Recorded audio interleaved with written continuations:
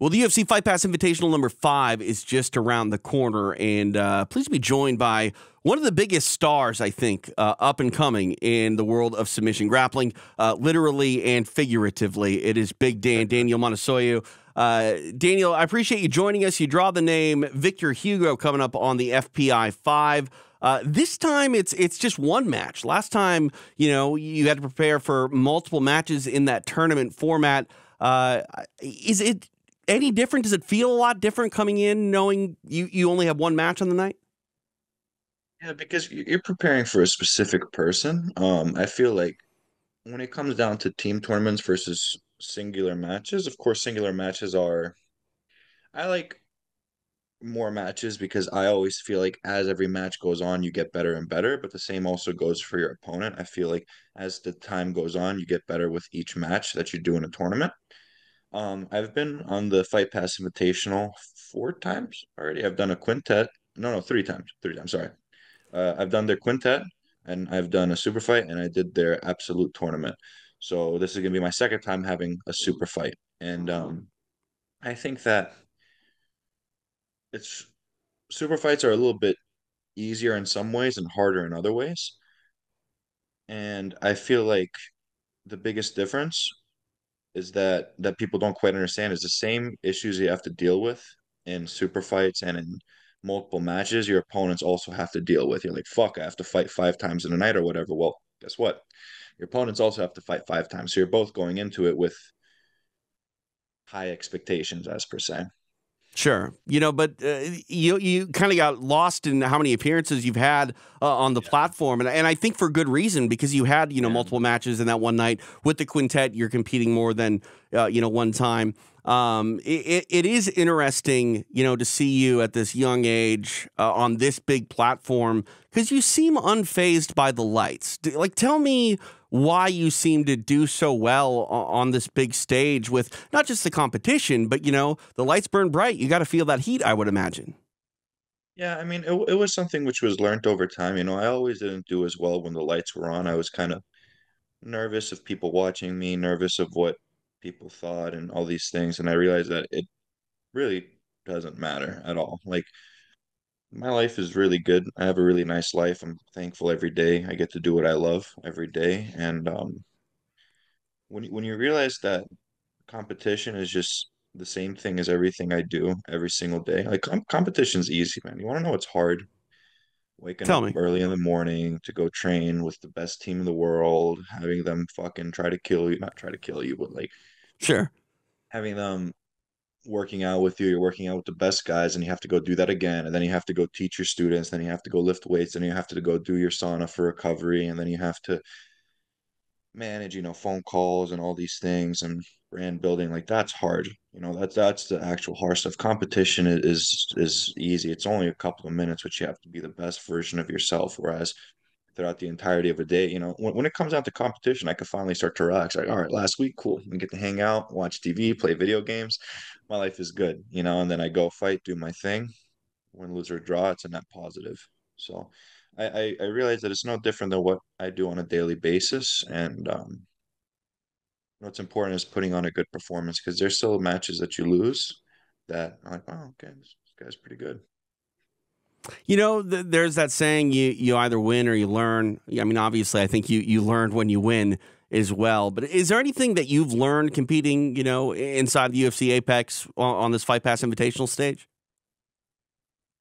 Nothing in particular. What I did learn is what it feels like to compete for a professional organization, an extremely professional organization. Like the UFC is unbelievable to work with. They're so that what you see is what you get. What they say they'll do, and that's that. If you leave everything else out of it, I love that fact. And it's cool just to be able to compete in such an organization.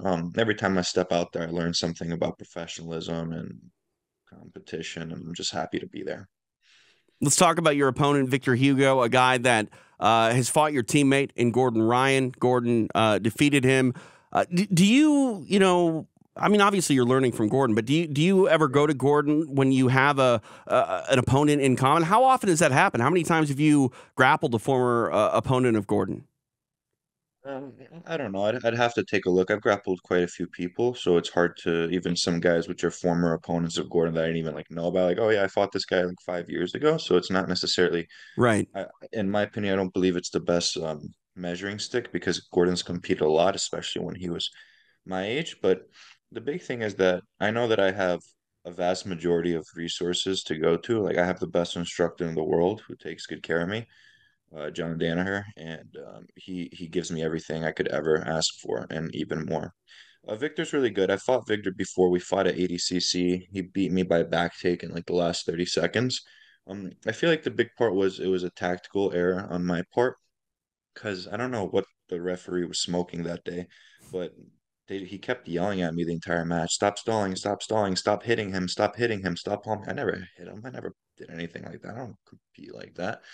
And I was attacking the entire time, and in the last 20 seconds or so, he gave me a negative, and I'm like, fuck, I have to make something work. And it was the last 30 seconds. I went for a leg lock, and I got my back taken, which is okay, you know.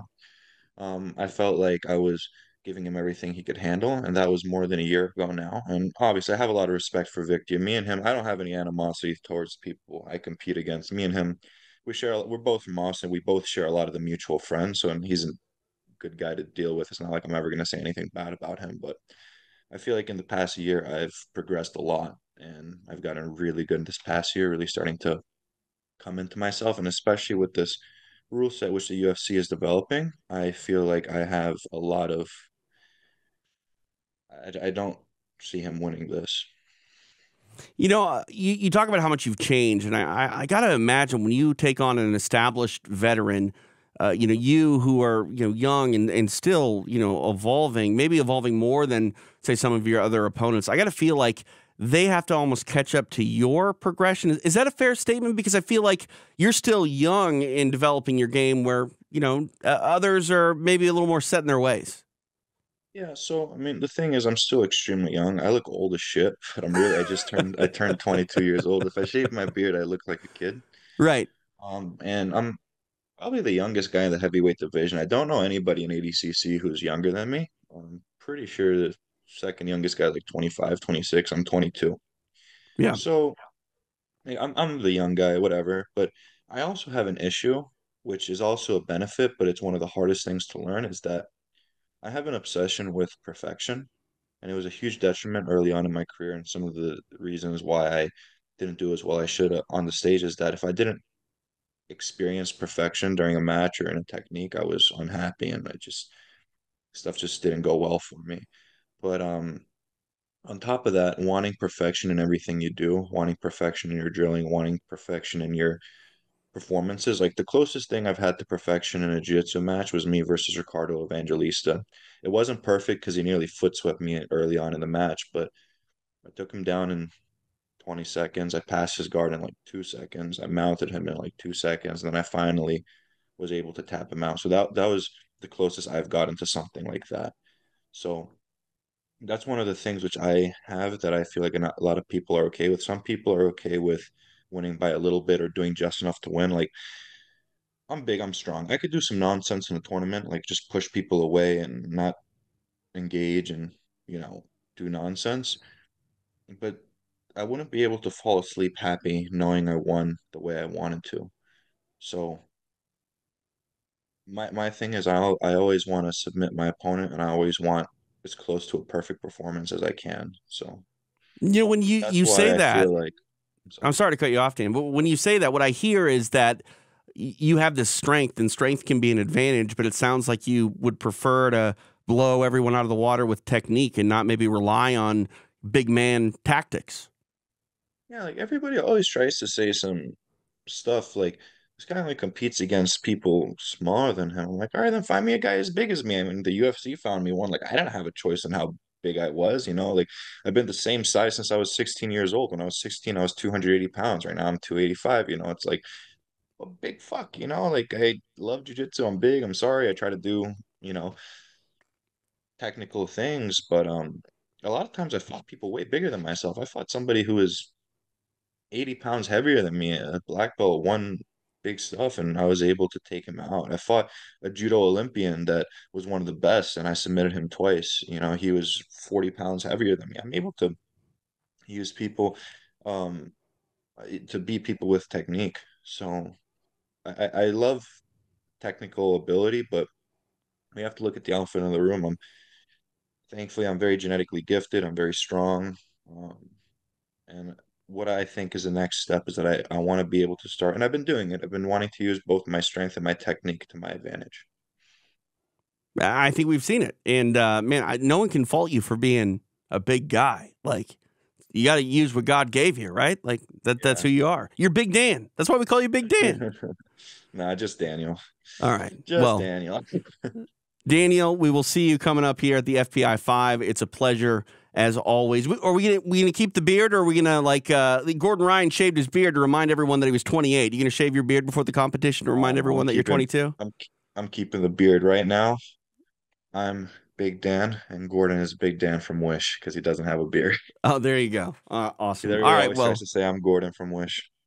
I mean, it's a pretty damn good knockoff if that's the case.